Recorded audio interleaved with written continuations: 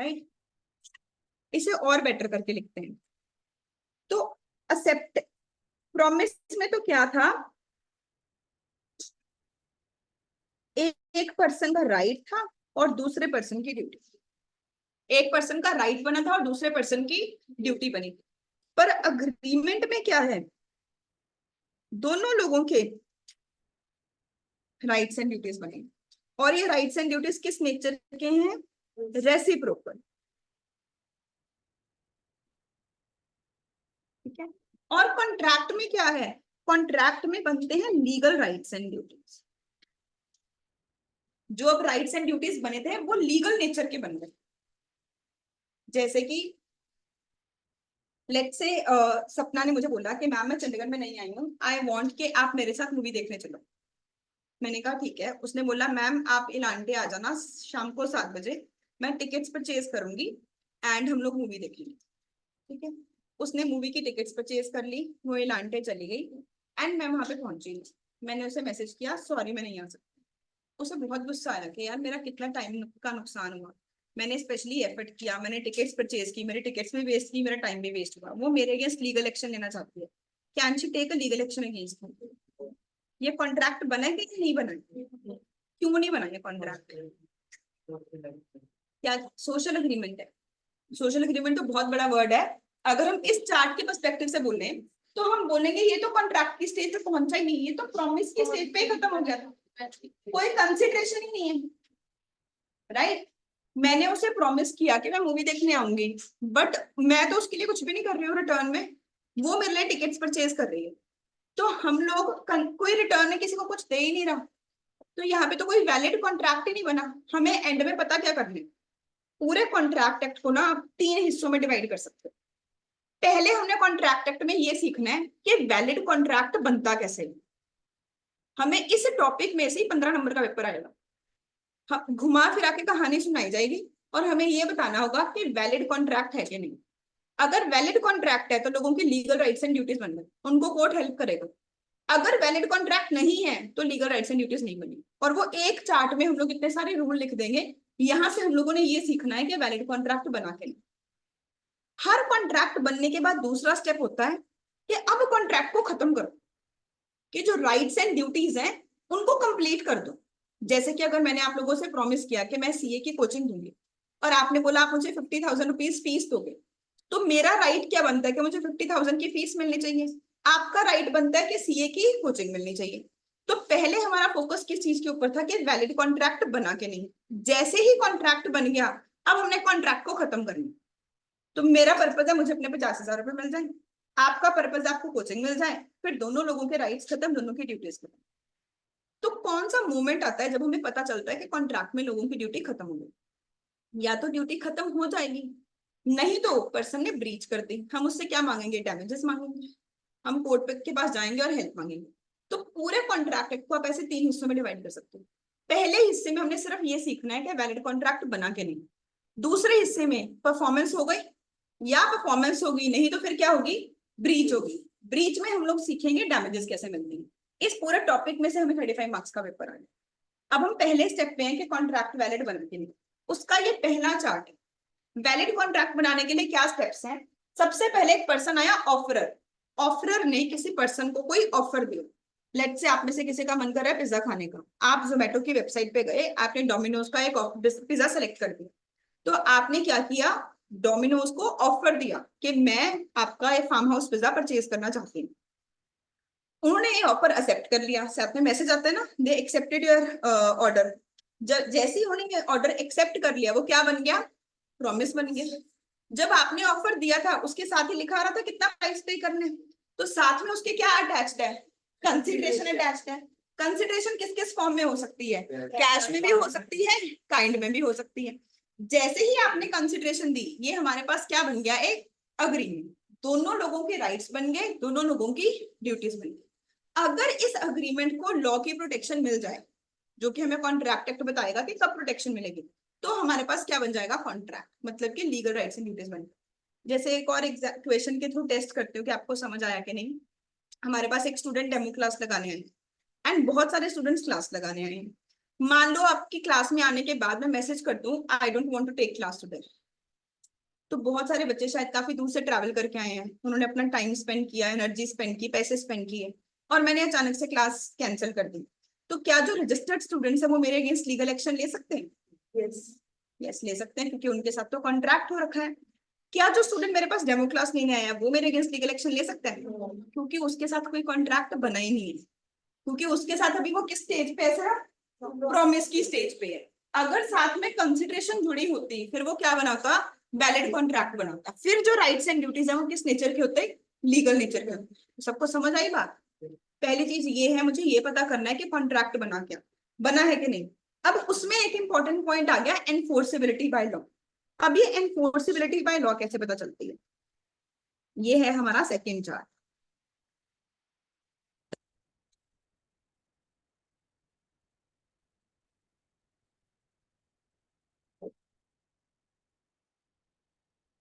तो enforceability by law के ना कुछ जनरल पॉइंट्स हैं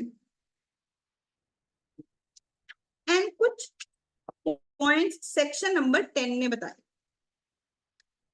अब सेक्शन का मतलब क्या होता है? हर एक्ट को ना, जैसे आपकी बुक है, बुक को चैप्टर्स में डिवाइड किया गया। अगर ऐसे ही सारा कुछ लिख दिया जाता तो शायद समझ ना आता। जैसे आप अकाउंट्स में पढ़ते हो कि जो लेजर है वो ऑर्गेनाइज्ड फॉर्म में हम इंफॉर्मेशन को रिकॉर्ड करते हैं, वैसे अगर बुक के चैप्टर्स ना होते हैं, कहीं पे भी कोई भी टॉपिक के बारे में एक्सप्लेन किया जा रहा है, हमें समझ नहीं आनी थी ना बुक, तो हमें बुक को चैप्टर्स में डिवाइड किया जाता है। फिर चैप्टर्स में अलग अलग टॉपिक्स होते हैं, हर टॉपिक की हेडिंग दी जाती है, कुछ के आगे पॉइंट्स गिवन होते हैं। वैसे ही एक्ट को सेक्शंस में डिवाइड किया जाता है। फिर सेक्शन के सब सेक्शन होते हैं, उसका first sub section, second sub section. तो जैसे आप लोग बुक को समझते हो ना, आप समझो वही एक्ट। जैसे बुक में चैप्टर होता है, एक्ट में भी वैसे ही चैप्टर होता है। चैप्टर में टॉपिक होते हैं, एक्ट में सेक्शन होते हैं। टॉपिक में आप लोग हेडिंग्स वगैरह पढ़ते हो, यहाँ पे आप लोग सब सेक्शन पढ़ते हो। तो हम लोग ना जगह जगह पे सेक्शंस याद करेंगे। उस सेक्शंस की आपको इंपॉर्टेंस भी बताती हूँ, क्यों ये हम सेक्शंस याद क्यों करेंगे, इसका क्या रेलेवेंस क्या है। तो लेट से मनवीन के साथ कोई क्राइम हो गया, मनवीन लीगल एक्शन लेना चाहती है। मनवीन हाई कोर्ट में गई और इसने रिट पिटीशन फाइल कर दी। हमने लास्ट क्लास में पढ़ा था ना, हम सबके पास राइट है, हम रिट पिटीशन फाइल कर सकते हैं। तो मनवीन ने रिट पिटीशन फाइल कर दी कोर्ट में। तो ये कोर्ट को क्या बोलेगी कि कौन से एक्ट की किस चीज के अकॉर्डिंग मेरे अगेंस्ट क्राइम हुआ? कोर्ट को बोलना पड़ेगा ना, बताना पड़ेगा ना कि इस एक्ट में यहाँ पर लिखा हुआ है कि ये काम मना है और मेरे साथ ये काम किया गया। लेट्स से डोमेस्टिक वायलेंस हो रहा है, तो कोई फीमेल अगर जाके कंप्लेन करना चाहती है, वो बोलेगी ना कि डोमेस्टिक वायलेंस एक्ट में लिखा गया है कि अगर कोई डोमेस्टिक वायलेंस करे तो उस पर्सन को इतनी पनिशमेंट की जा सकती है। मैं उसके अंडर आपके पास हेल्प मांगने आई हूँ। तो जब हम कोर्ट में कोई अपील करने जाते हैं, तो हम किस लॉ के बेसिस पे अपील मांगने आए हैं, हमें वो सेक्शन बताना होता है। इसलिए हम सेक्शन याद करते हैं। समझ आई बात? जैसे आप लोगों ने आमतौर पे शायद कभी ना कभी सुना हो कि ये धारा लगी हुई है, सुना है कभी नहीं? हिंदी मूवीज में ये वर्ड यूज होता है। तो धारा किस चीज को बोलते हैं? सेक्शन को ही बोलते हैं। उस तो जब भी हम कोर्ट में हेल्प मांगने जाते हैं ना, हमें इन्फॉर्म करना पड़ता है कि किस सेक्शन के अंदर आप अपील कर रहे हो, इसलिए हमने सेक्शन याद करना है। तो एनफोर्सेबिलिटी बाय लॉज के ना टोटल 10 पॉइंट है। 5 पॉइंट्स तो जनरल पॉइंट्स हैं जो कि कहीं लिखे नहीं हुए थे, हम लोगों ने खुद ही over the period of time infer किए, कोर्ट ने प्रिंसिपल एस्टैब्लिश किए। और 5 बातें हैं जो कि सेक्शन नंबर 10 ने हमें बताई। अब पहला पॉइंट क्या है? पहला पॉइंट है intention to create legal relationship.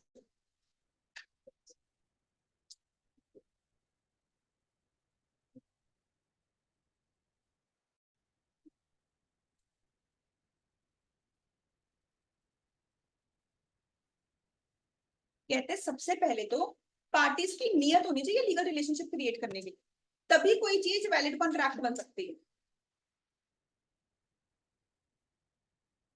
ठीक है, इसका बेस्ट एग्जांपल है, एक केस है बाल्फर वर्सेस बाल्फर।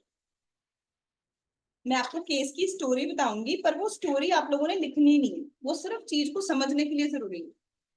अब बाल्फर वर्सेस बाल्फर केस में क्या हुआ? एक पर्सन है बाल्फर, ये कंपनी में जॉब करता है। इसके एम्प्लॉयर ने आके इसे ऑफर दिया, इसके बॉस ने इसे आके ऑफर दिया कि तुम्हारी सैलरी है 50,000, मैं तुम्हारी सैलरी 2 लाख रुपए कर दूंगा और मैं तुम्हें यूरोप ट्रांसफर कर दूंगा। कि हमारी नई ब्रांच ओपन हुई है, आप वहां पे जाओ और सारा बिजनेस हमारे भी यहाँ पे मैनेज करो। बालफर ने बोला कि सर मैं आपको अभी कुछ कंफर्म नहीं कर सकता, मैं घर जाके अपनी वाइफ से बात करूंगा और आपको फिर कंफर्म करूंगा। ये अपनी वाइफ के पास गया और इसने मिसेस बालफर से अपनी वाइफ से पूछा कि मैं आउटसाइड इंडिया शिफ्ट होना चाहता हूँ, तो कैन आई गो? उसकी वाइफ ने बोला बिल्कुल भी नहीं। कहती कि मैं सब कुछ कैसे मैनेज करूंगी, कि यहाँ पे बच्चों की पढ़ाई मैनेज करनी है, घर मैनेज करना है, I can not do this alone. तो उसके हस्बैंड ने बोला कि देख, पहले मेरी सैलरी थी 50,000 रुपये, मैं हर महीने तुम्हें 40,000 रुपये देता था, अब मैं तुम्हें प्रॉमिस करता हूँ कि मैं हर महीने तुम्हें 1 लाख रुपए दिया करूंगी, तो तुम मुझे यूरोप जान दो। उसने कहा कि मुझे आप पे बिल्कुल ट्रस्ट नहीं, आप इस पेपर पे लिखो कि आप हर महीने 1 लाख रुपीज भेजोगे, फिर मैं आपको अलाउ करूंगी। तो दोनों ने इस डॉक्यूमेंट के ऊपर साइन कर दिए और हस्बैंड चला गया यूरोप। उसने 1-2 महीने पैसे भेजे, फिर पैसे भेजने बंद कर दिए। अब जो वाइफ है वो सुप्रीम कोर्ट में चली गई। ये मैं कोई स्टोरी नहीं बता रही, ये सच में सुप्रीम कोर्ट का केस है। और इतना हिस्टोरिक केस है कि जैसे मान लो कोई बच्चा बोले मुझे इंग्लिश आती है पर मुझे ये नहीं पता ए फॉर एप्पल है, तो अगर कोई बोले मुझे लॉ आता है और मैंने बालफर वर्सेस बालफर सुना ही नहीं, तो बात ही नहीं बनेगी। अगर आप यूट्यूब पे या गूगल पे लिखोगे ना बालफर वर्सेस बालफर, हजारों वीडियोस खुलाएंगे इसकी, और बिल्कुल यही स्टोरी है। तो मिसेस बालफर सुप्रीम कोर्ट में चली गई इस चीज के लिए कि देखो हमारे बीच में कॉन्ट्रैक्ट हुआ है, मेरे हस्बैंड ने मुझे ऑफर दिया कि मैं यूरोप जाना चाहता हूँ, मैंने उसकी ऑफर को एक्सेप्ट किया कि हाँ मैं तुम्हें अलाउ करती हूँ, उसके बीच में कंसिडरेशन जुड़ी हुई है, मैंने काइंड में कंसिडरेशन दी कि मैं तुम्हें जाने दूंगी, उसने मुझे कंसिडरेशन दी कि मैं तुम्हें हर महीने 1 लाख रुपए पे करूंगा, अब वो पैसे नहीं दे रहे, तो आप इसके अगेंस्ट लीगल एक्शन ली। तो इस केस में कोर्ट ने बोला कि कोई वैलिड कॉन्ट्रैक्ट बना ही नहीं। कोर्ट कहता कि वैलिड कॉन्ट्रैक्ट बनने के लिए क्या चाहिए हमें? Intention to create legal relationship, कि पार्टीज की नियत होनी चाहिए legal right and duty create करने की। क्या मैंने बोला पहले चार्ट में, कॉन्ट्रैक्ट क्या होता है जिसमें क्या बनते हैं? लीगल राइट्स एंड ड्यूटीज बनते हैं। कहते हैं इस केस में पार्टीज की नियत legal rights and duties create करने की नहीं थी। ये तो सिर्फ क्या है, एक ये वर्ड आप लोग लिखोगे, सोशल अग्रीमेंट। तो जब हमें कोई ऐसा एग्जाम में क्वेश्चन आए, हम लोग बोलेंगे कि बालफर वर्सेस बालफर केस में ऑनरेबल कोर्ट ने ये डिसाइड किया था कि जो सोशल अग्रीमेंट्स हैं they don't have intention to create legal relationship, इसमें नियत ही नहीं होती लीगल रिलेशनशिप क्रिएट करने की, इसलिए ये वैलिड कॉन्ट्रैक्ट बन ही नहीं सकते, चाहे बाकी सब कुछ था इसमें। समझो मेरी बात। फॉर एग्जाम्पल मैं अपनी प्रीवियस एग्जाम्पल को पिक करती हूँ। तो सपना मेरे से बहुत गुस्सा हुई कि मैं इलांटे मॉल पहुंची नहीं, कि उसने टिकट्स खरीद ली और मैं गई नहीं, पर आप लोगों ने बोला वो कोई लीगल एक्शन नहीं ले सकती क्योंकि कंसिडरेशन नहीं थी। मैंने उसे गुस्सा शांत करने के लिए बोला कि सपना सॉरी मैं आज नहीं आ सकती because of a family event, मैं कल पक्का आऊंगी, ऐसे करो तुम टिकट्स परचेज कर लो और सारा खाने का बिल मैं दूंगी। उसने टिकट्स परचेज कर ली, वो फिर से मूवी की टिकट्स लेके इलांटे मॉल मेरा वेट कर रही है, मैं फिर से नहीं गई। क्या अब वो मेरे अगेंस्ट लीगल एक्शन ले सकती है? ले सकती है कि नहीं? अब तो कंसिडरेशन भी जुड़ गई, वो मेरे लिए मूवी की टिकट्स परचेज कर रही है, मैं सारा खाने का बिल पे कर रही हूँ, क्या अब वो लीगल एक्शन ले सकती है? क्योंकि अभी भी क्या चीज मिसिंग है, ये तो सिर्फ एक क्या है, सोशल अग्रीमेंट। अभी भी ये कॉन्ट्रैक्ट की स्टेज पे पहुंचा ही नहीं है, अभी भी ये सिर्फ किसकी स्टेज पे पहुंचा है? अग्रीमेंट की स्टेज। कॉन्ट्रैक्ट बनने के लिए क्या चाहिए? कॉन्ट्रैक्ट बनने के लिए इतनी सारी स्टेजेस पास करनी पड़ेगी। सबसे पहले एक ऑफर चाहिए होगा, जब ऑफर एक्सेप्ट हो जाएगा तो कंसिडरेशन चाहिए होगी, कंसिडरेशन होगी तो एनफोर्सेबिलिटी बाय लॉ चाहिए होगी। जब ये चारों चीजें होंगी तो जाके क्या बनेगा? कॉन्ट्रैक्ट बनेगा। एक भी चीज मिसिंग होगी तो कॉन्ट्रैक्ट बनेगा ही नहीं। तो अब इसमें ऑफर है, एक्सेप्टेंस भी है, कंसिडरेशन भी है, पर एनफोर्सेबिलिटी बाय लॉ नहीं। एनफोर्सेबिलिटी बाय लॉ क्यों नहीं है? क्योंकि हम लोग उसका सेकंड चार्ट पढ़ रहे हैं, उसकी टोटल 10 रिक्वायरमेंट्स है। उसकी पहली रिक्वायरमेंट थी कि पार्टीज की नियत होनी चाहिए लीगल रिलेशनशिप की क्रिएट करने की, वही मिसिंग। समझ आया सबको? जैसे मैं एक और एग्जांपल के थ्रू से टेस्ट करती हूँ कि आपको जेन्युइनली समझ आया कि नहीं। लेट्स से, हमें इंटेंशन कैसे पता लगेगी कि इंटेंशन है या नहीं है? Very good question. सर्कमस्टांसेस के बेस पे एक बच्चे ने मुझे पूछा कि मैम ये कैसे पता चलेगा कि पार्टीज की इंटेंशन जो है वो लीगल इंटेंट है भी है या नहीं। तो बच्चे जो पूरा कॉन्ट्रैक्ट एक्ट है ना, देखो दो तरह के लॉ होते हैं, एक होते हैं रूल बेस्ड लॉ, एक होते हैं प्रिंसिपल बेस्ड लॉ। ठीक है, समझ रहे हो मेरी बात? एक होते हैं रूल बेस्ड, एक होते हैं प्रिंसिपल बेस्ड। जो रूल बेस्ड लॉज होते हैं ना, उसमें कोई अपना दिमाग नहीं लगा सकता। जो लिखा है वही करना पड़ेगा। फॉर एग्जाम्पल हमारे सिलेबस में एक्ट है कंपनीज एक्ट। कंपनीज एक्ट में लिखा गया अगर किसी कंपनी के 51% शेयर गवर्नमेंट के पास है, वो गवर्नमेंट कंपनी, तो मैंने अपना कोई दिमाग नहीं लगाना, मैंने कंपनी की बैलेंस शीट देखनी है। अगर उसके 51% शेयर, लेट से कंपनी के टोटल 10 लाख शेयर है, तो मान लो उसमें से 7 लाख शेयर अगर गवर्नमेंट के पास है, वो क्या बन गई, government company. Rule based law में हमने सिर्फ रूल अप्लाई करना, पर जो प्रिंसिपल बेस्ड लॉज होते हैं ना, इसमें सब कुछ डिपेंडेंट होता है सर्कमस्टांसेस के ऊपर। इसमें कोई फिक्स चीज नहीं बताई गई ये कॉन्ट्रैक्ट है ये कॉन्ट्रैक्ट नहीं है, इसमें प्रिंसिपल बताए गए। हमने सर्कमस्टांसेस के बेसिस पे एनालाइज करना, तभी तो ये एक्ट तभी भी वैलिड है। अगर हम एक फिक्स लिस्ट दे देते कि ये 10 चीजें वैलिड कॉन्ट्रैक्ट है, तो नई तरह के कॉन्ट्रैक्ट बन जाता है। क्या कभी किसी ने 10 इतने साल पहले सोचा था केबीसी जैसी कोई गेम आएगी, इंटरनेट जैसी कोई चीज आएगी दुनिया में? अगर हम फिक्स रूल बना देते फिर तो कॉन्ट्रैक्ट एक्ट आज की डेट में वैलिड हो ही नहीं सकता था। इस एक्ट ने कोई रूल नहीं बनाए, इसने प्रिंसिपल्स बनाए जो कि सर्कमस्टांसेस के अकॉर्डिंग अप्लाई होते हैं। देखो जोमेटो वाली जो मैंने आपको एग्जांपल दी, कॉन्ट्रैक्ट एक्ट बना 1872 में, तब कोई इंटरनेट था ही नहीं, पर जोमेटो वाली एग्जांपल के ऊपर भी अप्लाई हो रहा है। क्योंकि जब मैं जोमेटो पे जाके परचेज बोल रही हूँ कि मुझे डोमिनोज का पिज्जा खाना है, मैंने ऑफर दिया, ऑफर को उन्होंने एक्सेप्ट किया, उसमें प्राइस लिखा हुआ था, उसमें कंसिडरेशन थी। एनफोर्सिबिलिटी बाय लॉ हम क्लास के एंड में देखेंगे, एनफोर्सिबिलिटी बाय लॉ के सारे 10 रूल उसमें पूरे हो रहे होंगे, तब वो जाके क्या बना, वैलिड कॉन्ट्रैक्ट। क्योंकि कॉन्ट्रैक्ट एक्ट, इसीलिए ये बात मैं बताना भी चाहती थी आगे जाके, कॉन्ट्रैक्ट एक्ट एक प्रिंसिपल बेस्ड लेजिस्लेशन है, क्योंकि इसने इतने अच्छे प्रिंसिपल्स बनाए जो कि सर्कमस्टांसेस के अकॉर्डिंग आज तक अप्लाई हो रहे हैं। हमें कंपनीज एक्ट 1956 के बाद ही 2013 में दोबारा बनाना पड़ा, पर कॉन्ट्रैक्ट एक्ट 1872 से लेके ब्रिटिश लोगों ने बनाया होगा ना, अब तक चल रहा है। Coming back to our original point, let's say ये एक घर है, घर में 4 लोग रहते हैं, P Q Mrs P and Mrs Q, ठीक है। एंड दोनों पत्नियों की लड़ाई होगी, तो दोनों भाइयों ने डिसाइड किया कि पी हमेशा ग्राउंड फ्लोर पे रहेगा एंड क्यू फर्स्ट फ्लोर पे रहेगा। तो मिसेस क्यू ने बोला ये तो बहुत अनफेयर है, उसने फिर से लड़ाई कर ली कि मैं रहूंगी ग्राउंड फ्लोर पे और आप रहोगे फर्स्ट फ्लोर पे। कहता नहीं, अब तो कॉन्ट्रैक्ट हो चुका, अब तो हम लोगों ने बोल दिया कि पी का फर्स्ट ग्राउंड फ्लोर है और क्यू का फर्स्ट फ्लोर है। अब आपसे वो एडवाइस लेने आए हैं, क्या मिसेस क्यू कोर्ट में केस कर सकती है कि मुझे ग्राउंड फ्लोर पे रहने का मौका मिले? तो नहीं कर सकती केस। क्या ये एक वैलिड कॉन्ट्रैक्ट हाँ। है या नहीं? दोनों चीजें कैसे ही बोल सकते हो, या तो बोलो केस कर सकती है या बोलो वैलिड कॉन्ट्रैक्ट है। नहीं है, तुम कॉन्ट्राडिक्ट ही कर रहे हो खुद को ही। क्या मैं हैपनिंग तुम्हारा किया पूछ, उसने? Can Mrs Q take a legal action against Mr P and Mrs P? मतलब आपके अकॉर्डिंग ये वैलिड कॉन्ट्रैक्ट नहीं है? क्या चीज मिसिंग है इसमें? Intention to create legal relationship. ये सिर्फ एक क्या है, सोशल एग्रीमेंट है, दो भाइयों ने डिसाइड कर लिया ग्राउंड फ्लोर पे रहेगा एक फर्स्ट फ्लोर पे रहेगा।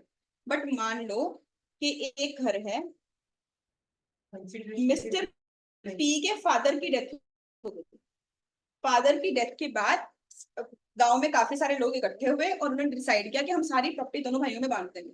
डिसाइड हुआ कि पी का ग्राउंड फ्लोर है और क्यू का फर्स्ट फ्लोर है। अब अगर क्यू बोले कि नहीं मुझे तो ग्राउंड फ्लोर चाहिए, क्या आप वो लीगल एक्शन ले सकते हैं? क्या अब ये वैलिड कॉन्ट्रैक्ट है? क्योंकि यहाँ पे हमें क्या पता चल रहा है, उनकी इंटेंट है लीगल रिलेशनशिप। ये नहीं मैटर करता कि पार्टीज के बीच में रिश्ता कैसा है। जैसे कि इस केस में पार्टीज के बीच में रिश्ता क्या था, हस्बैंड एंड वाइफ थे, वो बालफर वर्सेस बालफर में, पर वैलिड कॉन्ट्रैक्ट नहीं बना। सेकेंड केस में दो भाई हैं, दोनों आपस में डिसाइड कर रहे हैं कि एक ग्राउंड फ्लोर पे रहेगा एक फर्स्ट फ्लोर पे रहेगा, ये भी कॉन्ट्रैक्ट नहीं बना।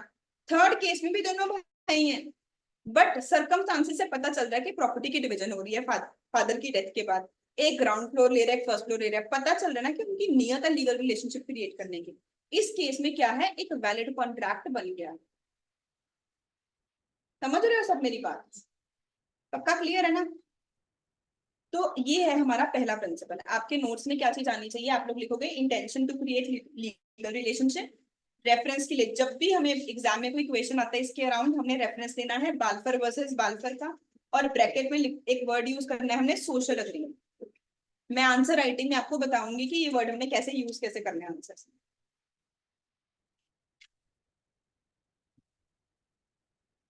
आगे चल सकते हैं, ठीक है। Second point, minimum 2 parties.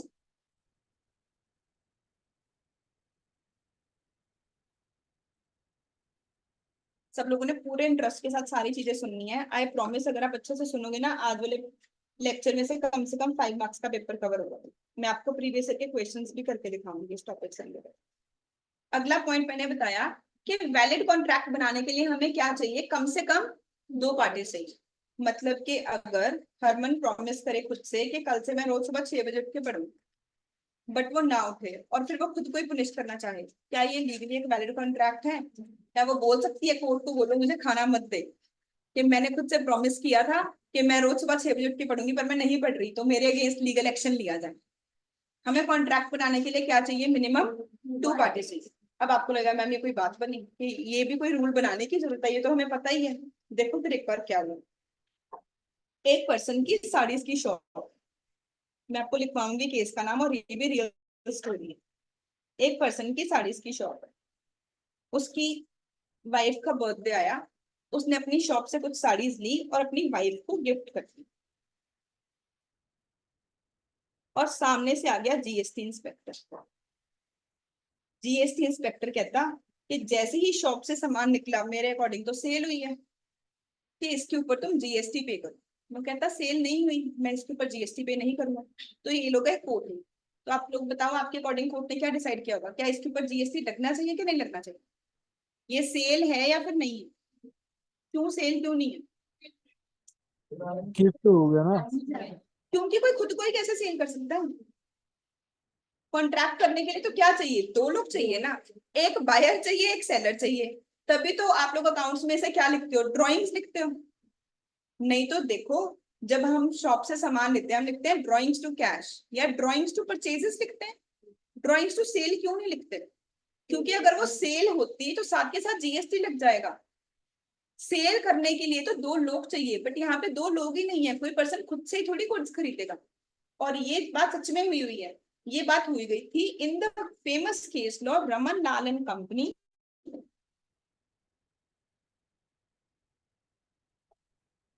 Versus Gujarat sales tax authority. इस केस में कोर्ट ने ये एस्टैब्लिश किया था, आप एग्जाम्पल में लिख लो साड़ीज एग्जाम्पल, उससे आपको याद आ जाएगा कि स्टोरी क्या है।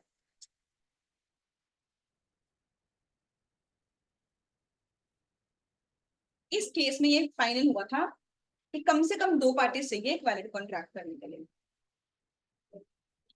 मैं आगे बढ़ने से पहले सारा कुछ रिपीट कर रही हूँ एक बार, ठीक है? सबसे पहले हम लोग आज पढ़ रहे हैं इंडियन कॉन्ट्रैक्ट एक्ट। कब बना था ये एक्ट? 1872, 1972 में नहीं, 1872 में बना। इस एक्ट में 3 वर्ड आए, इंडियन, कॉन्ट्रैक्ट और एक्ट। पहला वर्ड आया हमारे पास इंडियन। इंडियन वर्ड का मतलब ये पूरे इंडिया में अप्लाई होगा। अगर मैं, आप मेरी पुरानी रिकॉर्डिंग्स देखोगे ना, 2 साल पुरानी, तो उसमें हम लोग ये नहीं बोलते थे पूरे इंडिया में अप्लाई होगा, हम लोग बोलते थे ये पूरे इंडिया में अप्लाई होगा एक्सेप्ट जम्मू एंड कश्मीर। अगर आप पुरानी बुक्स भी देखोगे अब, या यूट्यूब पर वीडियोस देखोगे, उसमें लिखा होगा ये एक्ट पूरे इंडिया में अप्लाई होगा एक्सेप्ट जम्मू एंड कश्मीर, क्योंकि तब जम्मू एंड कश्मीर का स्पेशल स्टेटस होता था। पर अब जम्मू एंड कश्मीर का कोई स्पेशल स्टेटस नहीं है, तो आपने ध्यान में रखना है कि इंडियन कॉन्ट्रैक्ट एक्ट पहली बात तो पूरे इंडिया में अप्लाई होगा। दूसरा वर्ड आया मेरे पास कॉन्ट्रैक्ट क्या होता है, फिर हम कॉन्ट्रैक्ट वर्ड के पीछे बढ़ गए कि कॉन्ट्रैक्ट क्या होता है। कॉन्ट्रैक्ट बनाने के लिए मुझे 4 एलिमेंट्स चाहिए। अब ध्यान से सुनना मैं क्या बोल रही हूँ। मैंने बोला 4 एलिमेंट चाहिए, 4 चीजें चाहिए। मुझे चाहिए एक वैलिड ऑफर, उसकी चाहिए एक्सेप्टेंस, उसके साथ चाहिए कंसिडरेशन, फिर मुझे चाहिए एनफोर्सिबिलिटी बाय लॉ। जब ये चारों मिल जाएंगी तो क्या बनेगा, कॉन्ट्रैक्ट। अब मैं आपको बता रही हूँ इसमें 4 स्टेजेस आती हैं। पहले मैंने बोला 4 एलिमेंट, अब मैं बोल रही हूँ 4 स्टेजेस। 4 स्टेजेस पूछा जाए तो क्या होगा? सबसे पहले बनता है ऑफर। अगर ऑफर एक्सेप्ट हो जाए, सेकंड स्टेज आती है प्रॉमिस। अगर प्रॉमिस में कंसिडरेशन जुड़ी हो, थर्ड स्टेज आती है अग्रीमेंट, एंड फोर्थ स्टेज आती है कॉन्ट्रैक्ट। तो अगर एलिमेंट पूछे जा रहे हैं कि क्या क्या चीजें चाहिए, तो अलग आंसर है। स्टेजेस पूछी जा रही है तो अलग आंसर है। क्रैम करने की कोशिश करोगे तो डिफिकल्ट लगेगा, समझने की कोशिश करोगे तो आसान लगेगा। समझ आया सबको? उसके बाद अब ध्यान में बातें क्या क्या रखनी है। एलिमेंट प्रॉमिस में वाली। क्या बनता है, एक पर्सन का राइट, एक पर्सन की ड्यूटी। पर अग्रीमेंट में क्या बनता है, दोनों लोगों के राइट्स एंड दोनों लोगों की ड्यूटीज। और वो किस टाइप के होते हैं, रेसिप्रोकल प्रॉमिसेस होते हैं। कॉन्ट्रैक्ट में वो जाके क्या बन जाते हैं, लीगल राइट्स एंड ड्यूटीज। और हर पर्सन यही चाहता है, अगर वो किसी से कोई कॉन्ट्रैक्ट बात कर रहा है, अग्रीमेंट कर रहा है, वो ये चाहता है कि मुझे लॉ की प्रोटेक्शन मिले। तो हम लोगों ने डिटेल में ये पढ़ना है एनफोर्सेबिलिटी बाय लॉ कैसे मिलती है। ये जो कॉन्ट्रैक्ट की डेफिनेशन है ये बताई गई है 2 सबसेक्शन एच में। तो आज मैंने आपको 2 सेक्शन याद करवाए, 2 सबसेक्शन एच और सेक्शन नंबर 10। 2H में हमें बताया गया है कॉन्ट्रैक्ट का मीनिंग क्या होगा, और सेक्शन नंबर 10 में हम लोग पढ़ेंगे एनफोर्सेबिलिटी बाय लॉ के स्पेशल पॉइंट्स। पहला चैप्टर तो हमारा बेसिक चैप्टर था, जिसमें से सिर्फ 7 मार्क्स का एक ही क्वेश्चन आना है ना, इंडियन रेगुलेटरी फ्रेमवर्क का। जो हमारा सेकंड चैप्टर है इंडियन कॉन्ट्रैक्ट एक्ट, इसमें से हमारा 35-40 नंबर का पेपर आना, मतलब ये अकेले ही पास करा सकते हैं, इसके बिना पास हो ही नहीं सकते, है ना। तो आपने क्या करना है, अपनी नोटबुक में जहां पे भी आप नोट्स बनाओगे, आप लोग एक बनाओगे सेक्शंस की लिस्ट। इसमें आपने सेक्शन का नेम लिखना है और उस सेक्शन में क्या बात बोली गई है वो लिखना। तो जब भी मैं आपको कोई भी नया सेक्शन करवाऊंगी, आप इस इंडेक्स में अपडेट करते रहोगे और आपकी ड्यूटी होगी कि पुराने सारे सेक्शन याद करें, अदरवाइज सेक्शन याद होंगे ही नहीं। बहुत सारे स्टूडेंट्स एंड में आके बोलते हैं कि मैम मुझे सेक्शन याद नहीं हो रहे। तो एक दिन में अगर आप 20 सेक्शन याद करने की कोशिश करोगे, ऑब्वियसली ह्यूमनली पॉसिबल नहीं, धीरे धीरे करोगे। आप लिखोगे कि 2H में बताया गया है कॉन्ट्रैक्ट का meaning, meaning of contract. Section 10 में बताया गया है एनफोर्सेबिलिटी बाय लॉ के रूल्स। फिर आपको जाके ऐसे सेक्शन याद होंगे। आप लोगों ने अपनी नोटबुक पे एक लिस्ट बनानी है, ठीक है। ये लिस्ट के लिए आपको चाहिए होंगे 2 पेजेस। ऐसी ही एक आप लिस्ट बनाओगे केस लॉस की। केस लॉस में क्या करोगे आप लिखोगे केस का नेम और फिर उस केस में क्या प्रिंसिपल एस्टैब्लिश किया गया। जैसे अभी तक मैंने आपको 2 केसेस बताए, एक मैंने आपको बताया बाल्फर वर्सेस बाल्फर। बाल्फर में क्या मेन बात बोली गई, बाल्फर वर्सेस बाल्फर में मेन बात बोली गई that parties must have intention to create legal relationship, तभी वैलिड कॉन्ट्रैक्ट बन सकता है। सेकंड ऐसे ही हमने याद किया Raman Lal and company versus Gujarat sales tax authority. इसमें मेन बात बोली गई कि to have a valid contract we need minimum 2 parties. एक वैलिड कॉन्ट्रैक्ट के लिए मिनिमम 2 पार्टीज चाहिए। अब मैं आपको ये भी समझाती हूँ मैं क्यों ये बोल रही हूँ, ये इंपॉर्टेंट है। आप में से किस किस के पास आईफोन है? तो जब आप किसी को बताते हो कि मेरे पास फोन है, आप क्या बोलते हो, फोन है, क्या बोलते हो, आईफोन है, क्या बोलते हो? अगर हमारे पास कोई अच्छी चीज है हम लोगों को बताएंगे ना। अगर मेरे पास मर्सिडीज है तो मैं लोगों को ये क्यों बोलूंगी मेरे पास कार है, मैं यही बोलूंगी ना मर्सिडीज है। तो एग्जामिनर कोई तुमसे एमसीक्यू के फॉर्म में पूछेगा नहीं, ये बताओ कौन से सेक्शन में लिखा हुआ है कॉन्ट्रैक्ट की डेफिनेशन, ये बताओ कौन सा केस में बताया गया था intention to create legal relationship. आपने अपने आप ही हवा मारनी है कि मुझे पता है बाल्फर वर्सेस बाल्फर में बताया गया था parties must have intention to. उससे आपके आंसर को पावर मिलेगी कि तुम किस बेसिस पे दे रहे हो। देखो, जो भी एग्जाम में क्वेश्चन आते हैं, अगर मैं आज भी आपको क्वेश्चन पेपर दिखाऊं, आप सब लोग अपना ओपिनियन एक्सप्रेस करते हो, आप लोग बोलोगे हाँ ये वैलिड कॉन्ट्रैक्ट है, ये वैलिड कॉन्ट्रैक्ट नहीं है। और 50-60% आंसर आपके ठीक निकलेंगे, क्योंकि जो कॉन्ट्रैक्ट एक्ट है कॉमन सेंस वाला एक्ट है। पर वो आंसर तो रिक्शे वाला भी दे सकता है। फिर उसमें और हमारे ओपिनियन में डिफरेंस क्या रहा? हमने ये बताना है कि हमारे ओपिनियन के का बेस क्या है, कि हमने ऐसे ही नहीं बोल दिया ये वैलिड कॉन्ट्रैक्ट है।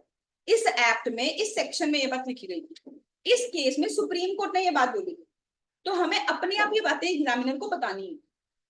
समझ रहे हैं मेरी बात? ठीक है, इसलिए हमने ये लिस्ट याद करनी है। पहला चार्ट हो गया रिवाइज, दूसरा चार्ट हो गया, थर्ड चार्ट है हमारे पास enforceability by law. Enforceability by law के 10 पॉइंट्स हमने आज याद करने हैं, 5 जनरल पॉइंट्स हैं और 5 बातें ही सेक्शन नंबर 10 में लिखी हैं। जनरल पॉइंट्स में लिखा गया सबसे पहले हमें क्या चाहिए, intention to create legal relationship, क्योंकि बाल्फर वर्सेस बाल्फर ने बोला था कि सोशल अग्रीमेंट जो होते हैं वो वैलिड कॉन्ट्रैक्ट नहीं बन सकते। सेकेंड पॉइंट, हमें चाहिए मिनिमम 2 पार्टीज, क्योंकि बोला गया था Raman Lal and company versus Gujarat sales tax authorities में no one can enter into a contract with himself, कोई पर्सन खुद के साथ कॉन्ट्रैक्ट नहीं कर सकता। थर्ड पॉइंट,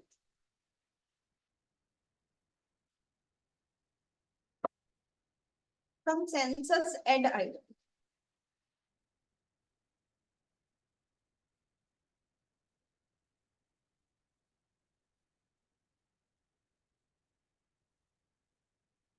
थर्ड पॉइंट है कंसेंसस एड आइटम। अब 1872 में ना लेटिन लैंग्वेज यूज होती थी, तुम्हारे एक्ट में कहीं कहीं पे लेटिन लैंग्वेज के वर्ड आएंगे। कंसेंसस एड आइटम का मतलब होता है certainty of meaning.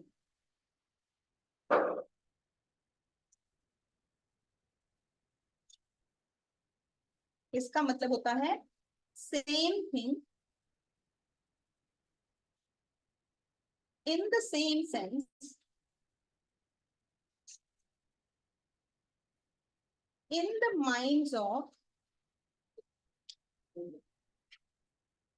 both the parties। मैं आपको इसकी भी एक एग्जांपल देती हूँ, ठीक है। इससे पहले एग्जांपल सुनो, अपने आप ही आपको पक्का स्टोरी याद रहेगी, और ये सेम एग्जांपल हम बहुत बार रिपीट भी करेंगे।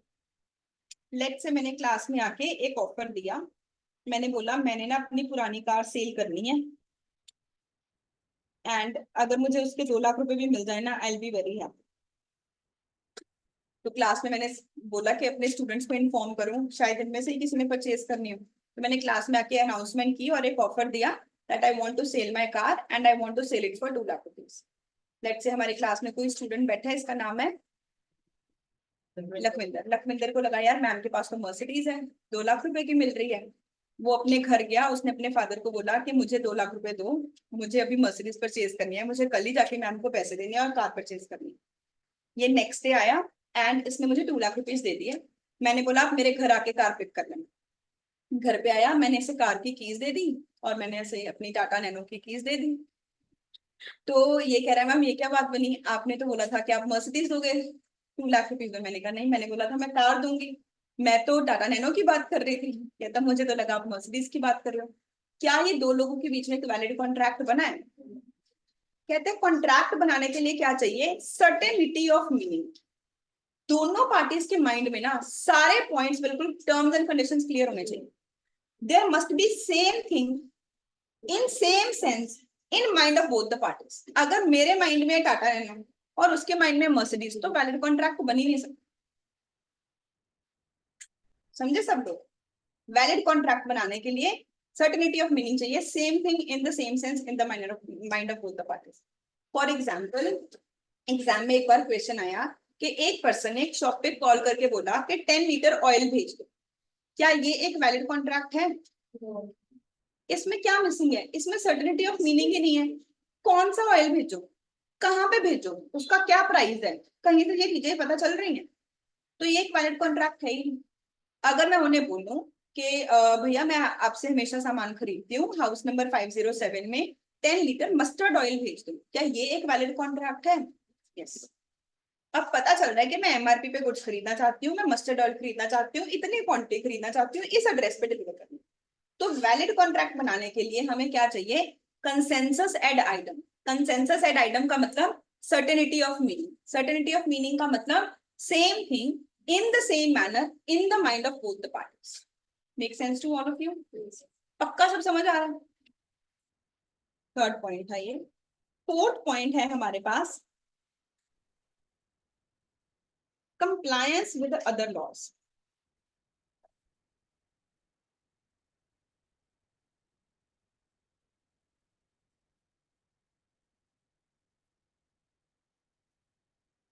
तो बच्चे लॉ का ना एक रूल है कि जो स्पेसिफिक लॉ होता है वो हमेशा जनरल लॉ से बड़ा होता है। जो स्पेसिफिक लॉ होता है वो हमेशा जनरल लॉ से बड़ा होता है। व्हाट इट मींस इज, मान लो दो पार्टनर्स के बीच में लड़ाई हो गई, तो आप उसके ऊपर क्या अप्लाई करोगे, इंडियन कॉन्ट्रैक्ट एक्ट के पार्टनरशिप एक्ट। पर वो भी तो पार्टनर कॉन्ट्रैक्ट ही हुआ है। अगर दो लोग इकट्ठे एज अ पार्टनर काम कर रहे थे तो कॉन्ट्रैक्ट ही है ना, ऑफर एक्सेप्टेंस कंसिडरेशन सब कुछ है। पर हम लोग कॉन्ट्रैक्ट एक्ट की जगह क्या अप्लाई कर रहे हैं, पार्टनरशिप, क्योंकि वो एक्ट स्पेशली उस पर्पज के लिए बना है। जो स्पेशल लॉ है वो हमेशा जनरल लॉ को ओवरराइड करेगा। समझे? जैसे कि इसके फॉर एग्जांपल देती हूँ, जब आप लोग इंटरमीडिएट में कंपनीज एक्ट पढ़ोगे, आपको स्पेशली बताया जाएगा कि कंपनी की बैलेंस शीट कैसे बनानी है। एक फिक्स फॉर्मेट है कि कंपनी की बैलेंस शीट कैसे बनानी है। फिर आपको फाइनल में पढ़ाया जाएगा बैंक की बैलेंस शीट कैसे बनती है, क्योंकि जो बैंक्स हैं आरबीआई के अकॉर्डिंग स्पेशल रूल है। तो बैंक की बैलेंस शीट के लिए आरबीआई ने अलग से रूल बना रखे हैं। अब अगर मैं आपसे सीए फाउंडेशन में आके ये क्वेश्चन पूछूं कि आईसीआईसीआई बैंक लिमिटेड, आईसीआईसीआई एक बैंक है और वो लिमिटेड कंपनी है, इसकी बैलेंस शीट मुझे कौन सा फॉर्मेट में बनानी है, कंपनीज एक्ट के अकॉर्डिंग या बैंकिंग एक्ट के अकॉर्डिंग? क्या आंसर? क्योंकि जो स्पेशल लॉ है वो हमेशा जनरल लॉ को क्या करेगा, सुपरसीड। मतलब के कॉन्ट्रैक्ट एक्ट ये कहना चाहता है अगर इससे रिलेटेड कोई स्पेशल लॉ बना है उनको कंप्लाई करो, उसको भी फॉलो करो। कॉन्ट्रैक्ट एक्ट तो हर चीज पे ही अप्लाई हो जाता है। मैं कप परचेज करने गई, इस पे कॉन्ट्रैक्ट एक्ट भी लगेगा, सेल ऑफ गुड्स एक्ट भी लगेगा। हमने पढ़ा ना सिलेबस में सेल ऑफ गुड्स एक्ट, इसमें सेल ऑफ गुड्स एक्ट भी लगेगा। ए और बी दो पार्टनर्स हैं, इसके ऊपर पार्टनरशिप एक्ट भी लगेगा, कॉन्ट्रैक्ट एक्ट भी लगेगा। पर कॉन्ट्रैक्ट एक्ट खुद ही क्या कहता है कि अगर कोई स्पेशल लॉ बना है उसे कंप्लाई करो, कंप्लायंस विद अदर लॉज। इसकी एक बहुत अच्छी एग्जांपल है जो कि आपने लिखनी है, जो कि आपको एग्जाम में क्वेश्चन के फॉर्म में आ सकती है, transfer of property act. 1 minute, online किसी का डाउट है बच्चे, मुझे 2 मिनट दो, मैं टॉपिक फिनिश करके आपका डाउट लूंगी। तो ट्रांसफर ऑफ प्रॉपर्टी एक्ट में लिखा गया कि अगर किसी ने किसी को प्रॉपर्टी बेचनी है ना, राइटिंग में कॉन्ट्रैक्ट होना जरूरी है। कॉन्ट्रैक्ट एक्ट कहता है चाहे ओरल कॉन्ट्रैक्ट करो चाहे रिटर्न, से कोई फर्क नहीं। मैंने अब सबसे ओरली प्रॉमिस किया कि मैं आपको सीए फाउंडेशन की कोचिंग दूंगी। अगर मैं कल को ना दूं आप लीगल एक्शन ले सकते हो, चाहे ये ओरल कॉन्ट्रैक्ट है, ओरल और रिटर्न दोनों की इक्वल वैलिडिटी, ठीक है। पर ट्रांसफर ऑफ प्रॉपर्टी ने एक्ट ने बोला कि प्रॉपर्टी के परचेज से हमेशा रिटर्न में होनी चाहिए। तो मान लो मैंने हर्षित को अपना घर बेच दिया एंड हर्षित ने मुझे सारे पैसे दे दिए, पर मैं उसकी रजिस्ट्री नहीं करवा रही, हमने रिटर्न में कोई एग्रीमेंट नहीं किया, तो क्या वो सामने वाला पर्सन वैलिड ओनर बना है, वो लीगल एक्शन ले सकता है? नहीं। कॉन्ट्रैक्ट एक्ट कहता है बाकी लॉज के साथ भी कंप्लाई करो। उस एक्ट ने स्पेशली लिखा है कि प्रॉपर्टी के लिए रिटर्न में कॉन्ट्रैक्ट होना चाहिए, तो ये वैलिड कॉन्ट्रैक्ट बनेगा ही नहीं। ये आपके बुक में सेम एग्जांपल है। समझ आया भाई सबको? हाँ जी, ऑनलाइन का डाउट था, मेरा बात। बोलो। मैम जैसे सेल्स ऑफ गुड्स एक्ट में बताया था कि जो कंसिडरेशन होती है काइंड वाली उसके साथ कैश होना जरूरी है, कॉन्ट्रैक्ट एक्ट में ऐसा नहीं, इसमें अगर ओनली काइंड में तो भी वो तो भी चलेगा। जो बार्टर सिस्टम है वो भी कॉन्ट्रैक्ट तो है, ठीक है। Next, last point, possibility of performance.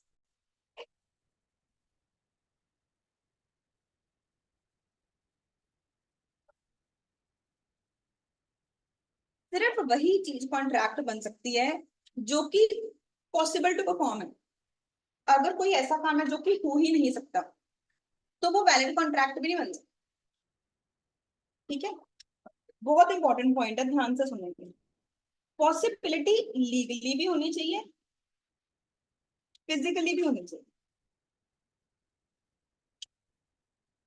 मान लो मैंने और चैतन्य ने डिसाइड किया कि हम दोनों इकट्ठे मिलकर बैंक खोलेंगे, या फिर हम एक एक्स नाम से कोई केमिकल है उसका इंपोर्ट एक्सपोर्ट करेंगे, पर गवर्नमेंट ने बैन कर रखा है कि ये केमिकल ना इंडिया में कोई इंपोर्ट एक्सपोर्ट नहीं करेगा। क्या हमारे बीच में कोई वैलिड कॉन्ट्रैक्ट बन सकता है? वैलिड कॉन्ट्रैक्ट बनाने के लिए सबसे चीज पहले वो चीज क्या होनी चाहिए, लीगली अलाउड होनी चाहिए, वो लीगली पॉसिबल तो हो। अगर हम दोनों ने बोला हम बैंक खोलेंगे, पर बैंक खोलने के लिए पहले आरबीआई का लाइसेंस चाहिए, 100 करोड़ की पेड अप कैपिटल चाहिए। तो जब ये चीज लीगल रिक्वायरमेंट्स हम पूरी नहीं करेंगे तब तक वैलिड कॉन्ट्रैक्ट है ही नहीं, ठीक है ना। मतलब अगर मैं शिवानी को अपना घर सेल करूं ओरल कॉन्ट्रैक्ट, वो भी वैलिड कॉन्ट्रैक्ट नहीं बनेगा, क्योंकि ट्रांसफर ऑफ प्रॉपर्टी एक्ट में लिखा था राइटिंग होना चाहिए, ये लीगली नहीं पॉसिबल, ये वैलिड नहीं बनेगा। एंड वो चीज फिजिकली भी पॉसिबल होनी चाहिए। एक्स ने वाई को बोला मैं चांद से तारे तोड़ के लाऊंगा, क्या ये वैलिड कॉन्ट्रैक्ट बन सकता है? बिल्कुल सेम एग्जांपल आपके बुक में गिवन है, नहीं है वैलिड, क्योंकि ये फिजिकली पॉसिबल ही नहीं है, चांद से तारे तोड़ के लाऊंगा, है ना। तो लीगली भी पॉसिबल होना चाहिए, फिजिकली भी पॉसिबल होना चाहिए। अगली चीज सुनिए, ये चीज 2 बार चेक होती है, इनिशियल लेवल पे भी पॉसिबल होना चाहिए, सब्सिक्वेंट लेवल पे भी पॉसिबल होना चाहिए। सब्सिक्वेंट का मतलब सुपरवीनिंग, इनिशियल का मतलब जिस दिन कॉन्ट्रैक्ट बनाया था उस दिन वो चीज पॉसिबल हो, लीगली भी पॉसिबल हो, फिजिकली भी पॉसिबल हो। लेट से मैंने क्लास में किसी बच्चे को अपना पपी सेल किया, मैंने क्लास में फाइनल कर दिया कि मैं अपना पपी सेल कर रही हूँ और उसके लिए मैं 20,000 रुपीज चार्ज कर रही हूँ। मुझे पता ही नहीं घर पे मेरे पपी की डेथ हो चुकी है, क्या ये चीज एक वैलिड कॉन्ट्रैक्ट बनेगी? क्योंकि वो फिजिकली इम्पॉसिबल है। इनिशियली जिस दिन कॉन्ट्रैक्ट बना उसी दिन पॉसिबल नहीं, लेट्स से मैंने आपसे प्रॉमिस किया कि मैं आपको 1 हफ्ते बाद अपना पपी दूंगी। आज मेरा पपी बिल्कुल ठीक है, 2 दिन बाद उसकी डेथ हो गई। तो जब परफॉर्म करने का टाइम आया तब वो चीज क्या हो गई, इम्पॉसिबल हो गई। तो सब्सिक्वेंट बाद में कोई चीज ऐसी हो गई कि वो इम्पॉसिबल हो गया, तो ये कॉन्ट्रैक्ट क्या हो जाएगा, इनवैलिड हो जाएगा। समझ रहे हो? पहले हमने सबसे पहले क्या सीखना है कि कॉन्ट्रैक्ट वैलिड बना के नहीं, क्योंकि सब कुछ उसके बाद है। तो हम अभी ये सीखने की कोशिश कर रहे हैं कॉन्ट्रैक्ट वैलिड है या नहीं। कॉन्ट्रैक्ट की वैलिडिटी में एक बहुत इंपॉर्टेंट चीज है पॉसिबिलिटी ऑफ परफॉर्मेंस, वो चीज करनी पॉसिबल हो। पॉसिबल मतलब लीगली भी पॉसिबल हो, फिजिकली भी पॉसिबल। पॉसिबल कब कब हो, इनिशियल जब आपने प्रॉमिस किया था तब पॉसिबल हो, एंड सब्सिक्वेंट जब परफॉर्म करने का टाइम आया तब भी पॉसिबल। जैसे इसकी एक और रियल लाइफ एग्जांपल देते हैं। मैंने 2020 जनवरी में एक स्टूडेंट को अपने पास एडमिशन लिया कि मैं आपको सीए फाउंडेशन की ऑफलाइन कोचिंग दूंगी और उसके लिए आपसे 50,000 फीस चार्ज करूंगी। स्टूडेंट ने मेरे अकाउंट में पैसे डिपॉजिट करवा दिए सारे, और उसने बोला कि मैं अप्रैल से अपने बोर्ड एग्जाम्स देने के बाद आपके पास ऑफलाइन क्लासेस देने आऊंगा। बिल्कुल वैलिड कॉन्ट्रैक्ट है, सब कुछ सही लग रहा है। जब क्लासेस देने का टाइम आया तब मैंने लॉकडाउन अनाउंस कर दिया 2020 में। तो मैंने बोला कि ऑफलाइन क्लासेस पॉसिबल ही नहीं है। कहता मैं आपके लिए लीगल एक्शन लूंगा। क्या वो मेरे अगेंस्ट कोई लीगल एक्शन ले सकता है? बिकॉज वो चीज लीगली इम्पॉसिबल हो गई है। सब्सिक्वेंट, पहले तो पॉसिबल थी, इनिशियली तो पॉसिबल थी, पर जब परफॉर्म करने का टाइम आया तो क्या हो गई, इम्पॉसिबल हो गई। और आपका एग्जामिनर क्या ढूंढ रहा होगा, देखो जैसे डॉक्टर पेशेंट की नब्ज पकड़ लेता है ना, पेशेंट अपने 10-20 सिम्टम बोलता है, मेरा सिर भी दुख रहा है, मुझे ये भी हो रहा है, मुझे बुखार भी हो रहा है, मुझे वीकनेस भी फील हो रही है, और डॉक्टर एक चीज बता देता है, अच्छा आपको ये वाली बीमारी है। वैसे ही आपने करना। एग्जाम में हमारे पास क्वेश्चन आएगा, इतने सारे चार्ट हम बना के जाएंगे, उस चार्ट में से कोई एक रूल अप्लाई हो रहा हो, वो अगर रूल आपके आंसर की हेडिंग है तो आपको नंबर मिल जाएगा।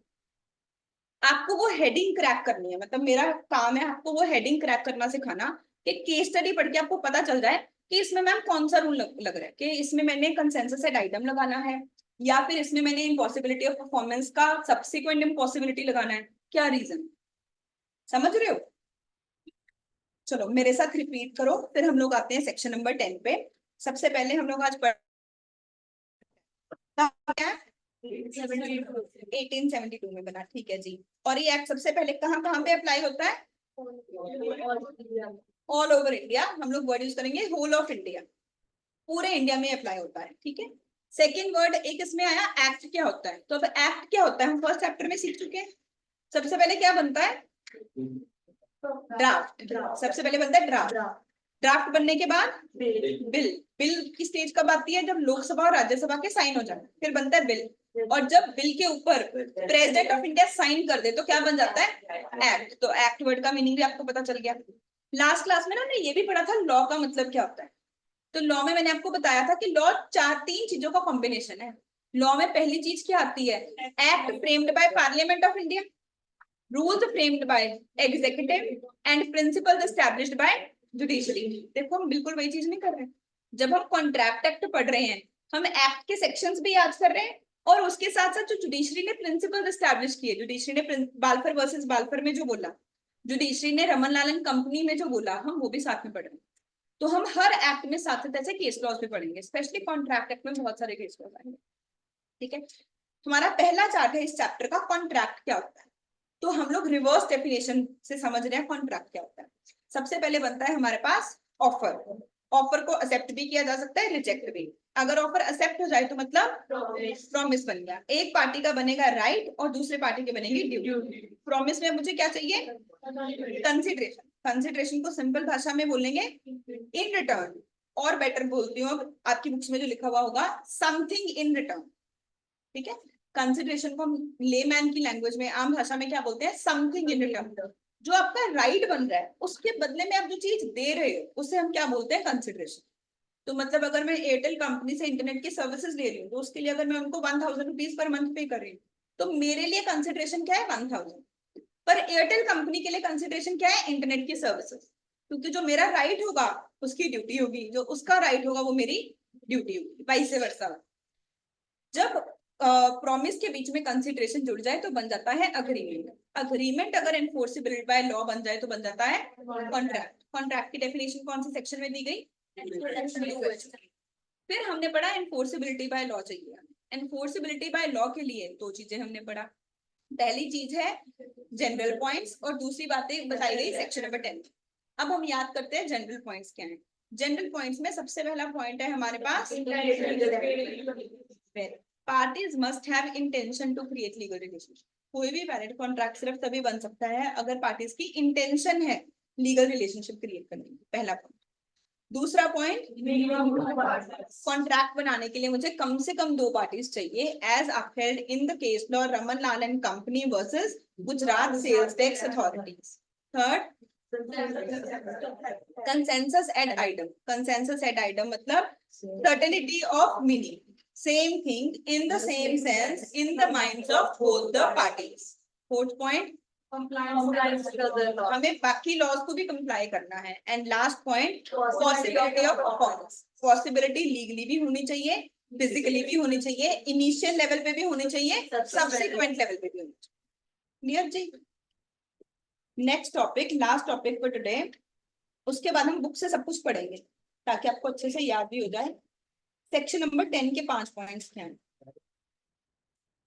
तो आप उसी चार्ट में राइट साइड लिखोगे सेक्शन नंबर 10 के बारे में क्या कुछ बताया गया। उसमें लिखा गया that all agreements are contracts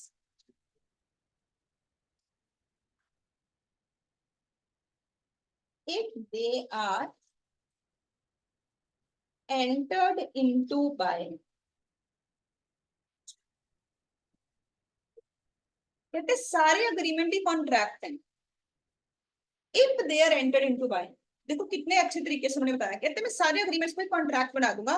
ये मैं बेयर एक्ट बता रही हूँ, तब एग्जैक्ट अगर आप गवर्नमेंट का एक्ट खोल के देखोगे एग्जैक्ट ये लैंग्वेज लिखी हुई है। सारे अग्रीमेंट ही कॉन्ट्रैक्ट है अगर के बाद वो 5 बातें अब बताएंगे। इसका मतलब ये इनडायरेक्टली हमें ये बताना चाह रहे हैं कोई चीज एनफोर्सेबल बाय लॉ कैसे बनेगी। If they are entered into by pre consent of parties. इसके बाद आप 2 लाइंस ब्लैंक छोड़ोगे, मैं सबको डिफाइन करवाऊंगी। Who are competent to contract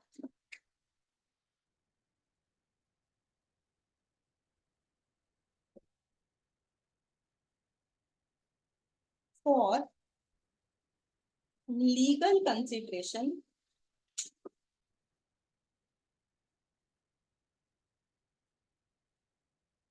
and legal object unless declared void by law।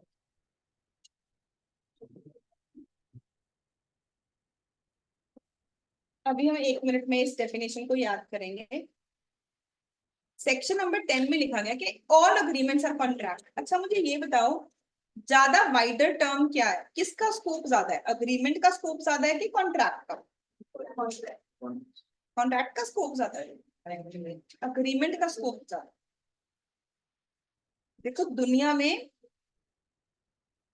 Let's say इतने सारे ऑफर दिए जा रहे हैं, सिर्फ कुछ ऑफर जो एक्सेप्ट होंगे वो क्या बनेंगे, सिर्फ कुछ प्रॉमिस जिसमें कंसिडरेशन जुड़ी होगी वो क्या बनेंगे, जो अग्रीमेंट में एनफोर्सेबिलिटी बाय लॉ के सारे रूल पूरे हो गए वो क्या बनेंगे। तो स्कोप किसका ज्यादा है, अग्रीमेंट। अग्रीमेंट्स बहुत सारे होंगे, कॉन्ट्रैक्ट्स थोड़े से बनेंगे। Agreements is a wider term than contract, right. तो अगर मैंने सबका से प्रॉमिस किया मैं मूवी देखने जाऊंगी, ये अग्रीमेंट तो है पर ये कॉन्ट्रैक्ट नहीं है। अग्रीमेंट्स की स्कोप ज्यादा है, कॉन्ट्रैक्ट की स्कोप क्या है, कम है। चलो ये ध्यान में रखनी है बात। अब सेक्शन 10 में बोला कि सारे अग्रीमेंट हम कॉन्ट्रैक्ट बना देंगे if they are entered into by pre consent of party. कहते पार्टीज ने प्री कंसेंट के साथ कॉन्ट्रैक्ट किया हो, मतलब अगर मैंने किसी पर्सन के सिर पे गन रखी और बोला अभी के अभी तुम पेपर्स के ऊपर साइन करोगे तो मुझे सारी प्रॉपर्टी ट्रांसफर करते हो, और उसने साइन कर दिया, क्या ये वैलिड कॉन्ट्रैक्ट बनेगा? नहीं बनेगा ना। तो कॉन्ट्रैक्ट बनाने के लिए फ्री कंसेंट, पर्सन ने अपनी मर्जी से कॉन्ट्रैक्ट किया, वो तो अगले ही दिन जाएगा एफआईआर करवा देगा और कॉन्ट्रैक्ट कैंसिल हो जाएगा। ठीक है, ऐसे ही मान लो से और क्या कर सकते हैं, एक्स ने वाई के साथ फ्रॉड किया या एक्स ने वाई की गाड़ी चोरी कर ली, तो क्या हम कह सकते हैं कि एक वैलिड कॉन्ट्रैक्ट बना? नहीं, कॉन्ट्रैक्ट कब बन सकता है? जब हमें उसमें क्या मिले? फ्री कंसेंट मिले। ठीक है, फ्री कंसेंट का मतलब क्या है? फ्री कंसेंट का मतलब नॉट कॉज्ड बाय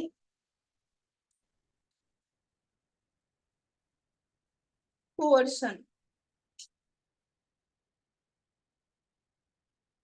कोerशन मतलब फिजिकल थ्रेट,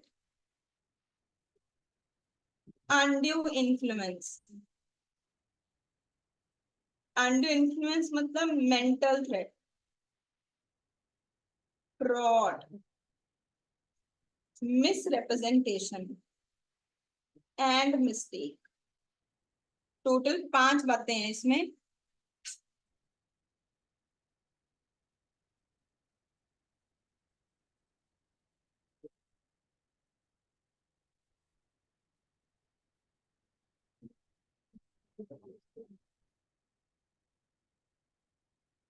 टोटल 5 बातें हैं।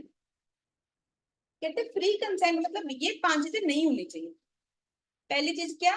कोerशन नहीं होना चाहिए। कोerशन मतलब किसी को फिजिकली डरा के ना कॉन्ट्रैक्ट किया गया हो। जैसे मैंने अभी एग्जांपल दी गन पॉइंट वाली, यहाँ पे किसी को फिजिकली डरा के कॉन्ट्रैक्ट किया जा रहा है। ठीक है। सेकेंड पॉइंट है अनड्यू इन्फ्लुएंस। कहते हैं मेंटली भी डरा के ना किया हो। जैसे एग्जाम में एक बार क्वेश्चन आया, एक टीचर ने स्टूडेंट को बोला कि तुम मुझे अपनी कार 50% रेट पे सेल करो, अदरवाइज मैं तुम्हें एग्जाम में फेल कर दूंगी। तो उसने अपनी गाड़ी की चाबी पकड़ा दी कि जो मर्जी पैसे दे दो। क्या इस केस में हम कह सकते हैं वैलिड कॉन्ट्रैक्ट बने? यहाँ पे क्या है? मेंटल थ्रेट है, प्री कंसेंट ही मिसिंग है। ठीक है। अगर कोई फ्रॉड हो रहा है, मिस्टेक, गलती लग रही है, मिस रिप्रेजेंटेशन है, इन सारे केसेस में वैलिड कॉन्ट्रैक्ट नहीं बनेगा। अगर ये याद नहीं भी हुआ, इसका स्ट्रेस नहीं लेना, 5 टॉपिक्स के ऊपर अलग चैप्टर है, तो अपने आप याद हो जाएगा। ठीक है। याद करने का बिल्कुल स्ट्रेस नहीं लेना। अगर आप 100% क्लासेस लगा रहे हो, मेरी रिस्पॉन्सिबिलिटी, आई विल एश्योर कि आपको सारी चीजें याद। मिस रिप्रेजेंटेशन, बच्चे फ्रॉड और मिस रिप्रेजेंटेशन ना एक जैसी ही चीजें हैं, पर फ्रॉड में ना पर्सन की नियत ही गलत होती है, मिस रिप्रेजेंटेशन में उसकी नियत गलत होती है। जैसे मैं आपको एग्जांपल देती हूँ। लेट से मैं आपको अपना लैपटॉप सेल करता हूँ और आपसे 1 लाख रुपए ले लूँ, और बाद में आपको पता चले ये तो चोरी का लैपटॉप है। इसे हम लोग क्या बोलेंगे? फ्रॉड। मैंने आपके साथ फ्रॉड किया है, क्योंकि जो भी ओनर है वो शायद आपके अगेंस्ट लीगल एक्शन ले, पुलिस वाले शायद आपसे ये लैपटॉप लेने आ जाए कि तुमने चोरी किया है। राइट। लेट से मैं किसी क्लाइंट को कोई गलत एडवाइस दूं, मैंने उन्हें गलती से कोई इनकम टैक्स का एडवाइस दिया, वो पुराने रूल के हिसाब से था, मेरी नॉलेज अपडेटेड नहीं थी, मैंने पुराने रूल के हिसाब से एडवाइस दी। क्या हम इस चीज को फ्रॉड बोल सकते हैं? क्योंकि मेरी नीयत बुरी नहीं थी, बट मैं एक सीए हूँ, मेरे से वो एक्सपेक्ट करता है कि इस पर्सन के पास अपडेटेड नॉलेज होगी, तो मुझे कुछ ना कुछ पेनल्टी तो लगनी चाहिए ना। पर नियत की गलती नहीं है, इसे हम लोग क्या बोलेंगे? Miss representation. जब पर्सन की गलती तो है, पर उसकी इंटेंशन बुरी नहीं है। मिस्टेक पढ़ेंगे अभी डिटेल। मिस्टेक मतलब गलती हो गई। फॉर एग्जाम्पल, मैंने अपना पपी सेल किया, पपी था ही नहीं, उसकी डेथ हो चुकी, that is a mistake. Contract कहते हैं कौन कर सकता है? कॉन्ट्रैक्ट सिर्फ ऐसे लोग कर सकते हैं जो कि कॉन्ट्रैक्ट करने के काबिल हो, कॉम्पिटेंट टू कॉन्ट्रैक्ट हो। कॉम्पिटेंट टू कॉन्ट्रैक्ट बनने के लिए 3 चीजें चाहिए। पर्सन होना चाहिए मेजर। अभी मैंने आपको एग्जांपल दी थी कि अगर आप अपने बुक्स परचेज करने का कॉन्ट्रैक्ट किया और एक बच्चा 16 साल का है, तो क्या वो वैलिड कॉन्ट्रैक्ट बनेगा कि नहीं बनेगा? तो इसके आंसर की मेन लाइन, मैंने आपको बोला कि मुझे हेडलाइन चाहिए होगी आपके आंसर में। इस आंसर की हेडलाइन क्या होगी? That a person who is not major in age can not make a valid contract. उसमें वो मेन रूल क्या चेक करना चाह रहे हैं कि अगर कोई पर्सन कॉम्पिटेंट टू कॉन्ट्रैक्ट ही नहीं है, मेजर ही नहीं है, वो वैलिड कॉन्ट्रैक्ट कर सकता है कि नहीं? समझे हो ना? मेजर इन एज होना चाहिए, साउंड माइंड का होना चाहिए, नॉट डिस्क्वालिफाइड बाय लॉ, उसे लॉ ने मना ना कर रखा हो कॉन्ट्रैक्ट करने से। तो कुछ लोगों ने पाप किए होते हैं, लॉ ने उन लोगों को मना कर रखा है कि तुम कॉन्ट्रैक्ट नहीं कर सकते, उनके अलावा बाकी सब वैलिड कॉन्ट्रैक्ट कर सकते हैं। जैसे कि obviously you are excited to know prisoners. अब एक पर्सन जो कि इम्प्रिजनमेंट बियर कर रहा है, तो जेल में बैठ के वैलिड कॉन्ट्रैक्ट थोड़ी कर सकता है।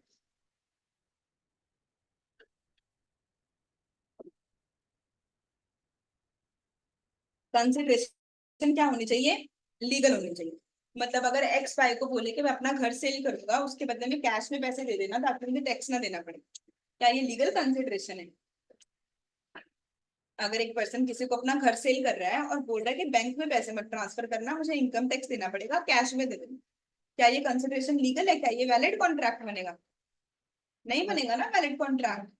अगर ए बी को बोले कि तुम मेरी गवर्नमेंट जॉब लगवा दो, मैं तुम्हें 5 लाख रुपए दूंगा, क्या ये वैलिड कॉन्ट्रैक्ट बन सकता है? कंसिडरेशन लीगल थोड़ी है। कंसिडरेशन क्या होनी चाहिए? लीगल होनी चाहिए। कंसिडरेशन को आम भाषा में हम क्या बोलेंगे? Something in return. Something in return. Very good. And साथ में ऑब्जेक्टिव भी क्या होना चाहिए? लीगल होना चाहिए। मतलब कि अगर ए ने बी को बोला कि मैं तुम्हें ड्रग्स सेल करूंगा, मुझे 2 लाख रुपए एडवांस दो, अब अगर वो ड्रग्स बाद में ना देने आए, क्या हम उसके अगेंस्ट लीगल एक्शन ले सकते हैं? नहीं ले सकते, क्योंकि ये वैलिड कॉन्ट्रैक्ट बना ही नहीं। And last point, unless declared void by law. Void word का मतलब होता है नल, जीरो। तो कुछ चीजें लॉ ने मना ही कर रखी है, कहते हैं ये काम तो करने ही नहीं। उसके अलावा हर चीज वैलिड कॉन्ट्रैक्ट बन सकती है अगर ये सारे रूल पूरे हो।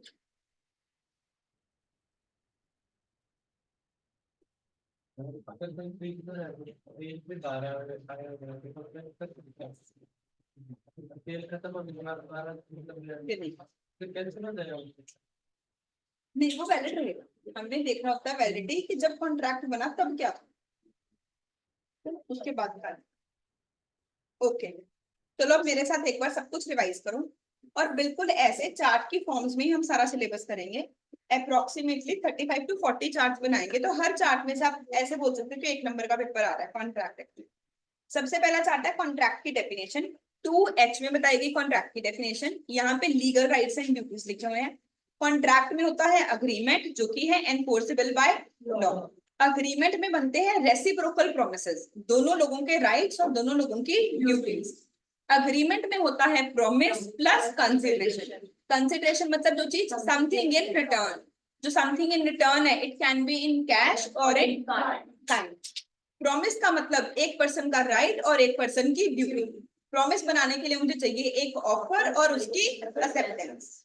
सेकेंड चार्ट आया हमारे पास enforceability by law. 5 general points हैं और 5 ही बातें बताई मुझे सेक्शन नंबर 10। 5 जनरल पॉइंट्स क्या बताए गए? सबसे पहले point, intention to create legal relationship. सबको अपने आंसर को स्ट्रॉन्ग करने के लिए हर केस में मैंने एक स्पेशल बात बताई है। Intention to create legal relationship बताया गया हमें बालपर वर्सेस बालपर में। सेकेंड पॉइंट हम लोगों ने पढ़ा मिनिमम 2 पार्टीज, ये हमें बताया गया Raman Lal and company versus Gujarat sales tax authority. Third बात हमें बताएगी कंप्लायंस विद अदर लॉज, कि हमें बाकी लॉज के साथ भी कंप्लाई करना है। मतलब कि जो स्पेशल लॉज हैं, they are superior, they override the general law. Fourth, consensus ad item. Consensus ad item का मतलब same thing in the same sense in the minds of both the parties. वो car वाला example याद रखेंगे। Last point हम लोगों ने किया था इस केस में possibility of performance. It should be possible both legally and physically. It should be possible both at the time of making the contract initial level and at subsequent level at the time of performing the contract. ठीक है। Next हमने किया section number 10। Section 10 मुझे कहता all agreements are contract if they are entered into by free consent of parties who are competent to contract for legal consideration, legal objective, not declared void by law। अगर इसके सब पर सभी भी याद नहीं हुए कोई बात नहीं, मेन डेफिनेशन एक बार मेरे साथ रिपीट करेंगे सब लोग। All agreements are contract if they are entered into by free consent of parties who are competent to contract for legal consideration and legal objective unless declared void by law। सबको समझ आया ना अच्छे से? ठीक है, अब हम एक बार बुक से देख लेते हैं हमने क्या कुछ कवर किया, फिर आगे चलते हैं।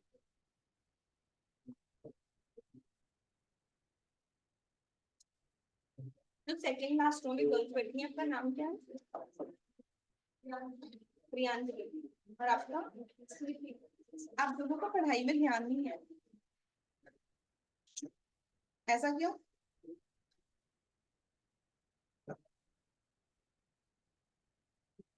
ये वाले बच्चे थोड़ी ऐसे करते हैं कि मुझे बोलना पड़ेगा।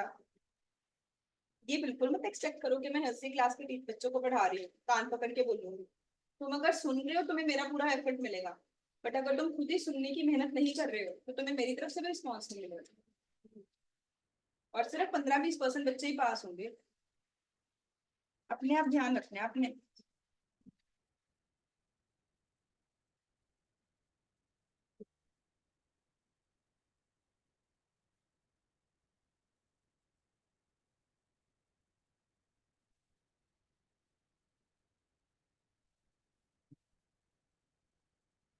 हाँ जी, तो मैंने आपकी आईसीआई की बुक ही ओपन की है। हम लोग बिल्कुल स्टार्टिंग से रीड करना शुरू करते हैं।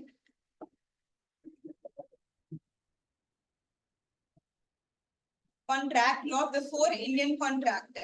इंडियन कॉन्ट्रैक्ट से पहले इंडिया में क्या सिस्टम क्या था, तो हमें हर चैप्टर में ना पहले थोड़ी सी हिस्ट्री बताएंगे कि पहले क्या होता था। इससे पहले कहते कॉन्ट्रैक्ट लॉ को समझने से पहले आप इसकी जर्नी समझो, अलग अलग टाइम पीरियड पे क्या था। तो कहते एंशिएंट और मिडिवल टाइम पे कोई भी लॉ नहीं बनाया गया था। सारा सिस्टम क्या चलता था, वेद में क्या लिखा हुआ है, धर्म शास्त्र में, स्मृति में, श्रुति में जो लिखा हुआ है उसके अकॉर्डिंग चलता। फिर मौर्य के टाइम पे कुछ कॉन्ट्रैक्ट्स बनाए गए, वहां पे बात की गई, पहली बार एक वर्ड आया फ्री कंसेंट के बेसिस पे कॉन्ट्रैक्ट होना चाहिए। फिर मुगल रूल आया, मुगल रूल में उन्होंने बनाया मोहम्मदन लॉ ऑफ कॉन्ट्रैक्ट, उसमें अलग अलग चीजें हमें बताई। फिर हिंदू लॉ आया, हिंदू लॉ ने हमें अलग अलग बातें बताई। कुछ भी चीजें हमारे लिए इंपॉर्टेंट नहीं, हमारे लिए यहाँ से इंपॉर्टेंट है कि लॉ ऑफ कॉन्ट्रैक्ट क्या है। तो लॉ ऑफ कॉन्ट्रैक्ट सबसे इंपॉर्टेंट ब्रांच है मर्सेंटाइल या कमर्शियल लॉ। बिजनेस में, कॉमर्स में, इंडस्ट्री में कोई भी चीज हो रही है, फॉर एग्जांपल मैंने गीतांजलि को जॉब पे हायर किया, that is an employment contract. मैंने रश्मि मैम के साथ पार्टनरशिप की, that is a partnership contract. मैंने आपको पढ़ाने के लिए ऑफिस रेंट पे लिया, रेंट का कॉन्ट्रैक्ट मैंने किया। मैंने आपको पढ़ाने के लिए एयरटेल की सर्विसेज ली, इंटरनेट पर लिया। मैंने लैपटॉप परचेज किया। ये सारी चीजें क्या, आपको पता है आपने आज कितने सारे कॉन्ट्रैक्ट सेंटर किए होंगे? आप सबने आज की डेट में कम से कम 2 कॉन्ट्रैक्ट्स किए। मुझे सोच के बता सकते हो क्या क्या कॉन्ट्रैक्ट किए? अरे एक्ट मतलब कोई कॉन्ट्रैक्ट किया होगा आज आपने कोई ना कोई। तो बस वाला है। बस, हाँ, जो भी बच्चे बस से ट्रैवल कर रहे हैं, आपने बस की सर्विसेज ली, आपने कॉन्ट्रैक्ट किया। कौन सा? पेन परचेज किया है ना, जोमेटो से कोई खाना ऑर्डर किया, और क्लास लगाने के लिए एयरटेल का इंटरनेट लिया, कोई नेटफ्लिक्स की सब्सक्रिप्शन परचेज की, जोमेटो पे ऑर्डर प्लेस किया, उबर की सर्विसेज दी। ये सारी चीजें क्या है, कॉन्ट्रैक्ट है। तो हम लोग डेली बेसिस पे इतने सारे कॉन्ट्रैक्ट करते हैं, सबके ऊपर कॉन्ट्रैक्ट एक्ट अप्लाई होता है। ये बना था 1872 में। कहते इसका पर्पस है कि लॉ रिलेटिंग टू कॉन्ट्रैक्ट बनाना। It extends to whole of India including Jammu and Kashmir after removal of article 370।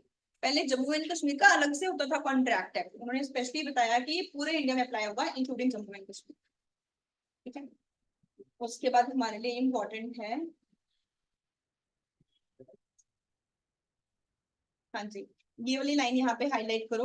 It does not prescribe so many rights and duties which the law will protect और enforce. कहते हैं ये जो act है ये आपको कोई लिस्ट नहीं देता कि ये 10 चीजों में ये राइट्स एंड ड्यूटीज बनेंगे जैसे कि आपको हमसे प्रोटेक्शन मिलेगी, पर ये हमें क्या देता है, number of limiting principle subject to which parties can create rights and duties for themselves. ये हमें प्रिंसिपल्स बताता है, उन प्रिंसिपल्स के बेसिस पे हम अपने आप ही अपने राइट और ड्यूटी डिसाइड कर सकते हैं। इस वजह से ही इस एक्ट की स्कोप क्या होगी, बहुत वाइड हो गई। अगर ये भी रूल बताता होता तो कंपनीज एक्ट की तरह कुछ देर बाद चेंज करना पड़ता, पर ये हमें प्रिंसिपल्स बताता है। It is a principle based legislation, जिसकी वजह से ये 1872 से लेके अब तक चल रहा है, बहुत बड़ी अचीवमेंट।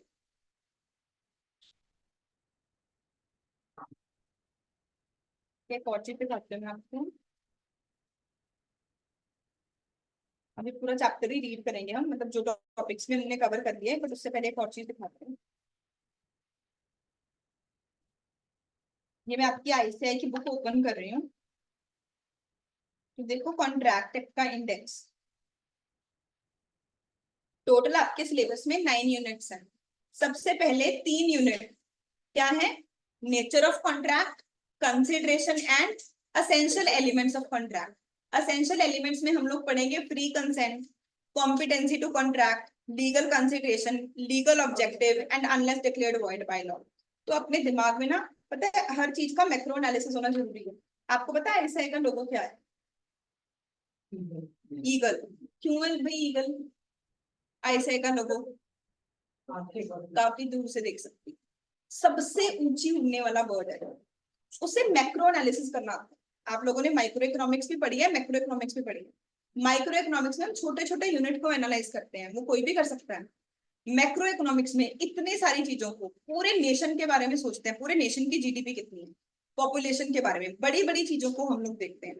तो आईसीआई का लोगो ईगल उस पर्सपेक्टिव के साथ है कि आपको एक ईगल आई व्यू हो। तो पूरे सब्जेक्ट के ऊपर कंट्रोल रखने के लिए ना आपको पता होना चाहिए कि मेरे सिलेबस में क्या चल क्या रहा है। तो पूरे कॉन्ट्रैक्ट एक्ट को आप 3 हिस्सों में डिवाइड कर सकते हो कभी भी रिवाइज करने के लिए। पहले आपको सिर्फ ये सीखना है कि क्या वैलिड कॉन्ट्रैक्ट बन गया। इसके लिए हम लोग पहले 3 चैप्टर से सीखेंगे। पहले 3 चैप्टर में हम लोग अपने बेसिक्स ले डाउन करेंगे, फिर आएगा कंसिडरेशन चैप्टर, फिर आएगा एसेंशियल एलिमेंट्स, जिसमें पूरा सेक्शन नंबर 10 जो है, मैंने आपको बोला ना हर टॉपिक का एक अलग चैप्टर है। तो एसेंशियल एलिमेंट्स में हम सब कुछ सीखेंगे। तो पहले 3 चैप्टर में मतलब अप्रोक्सीमेटली 15 क्लासेस में तो हम सिर्फ ये सीख रहे हैं कि वैलिड कॉन्ट्रैक्ट बना के नहीं। जैसे ही कॉन्ट्रैक्ट बन गया, अब 2 चीजें हो सकती हैं, या तो कॉन्ट्रैक्ट क्या हो जाएगा, परफॉर्म, या फिर क्या हो जाएगी, ब्रीच। ब्रीच होगी तो हम पूछेंगे बताओ भाई कितनी डैमेजेस मिलेंगी। ये हम सीखेंगे चैप्टर नंबर 4 में, ये हम सीखेंगे चैप्टर नंबर 5।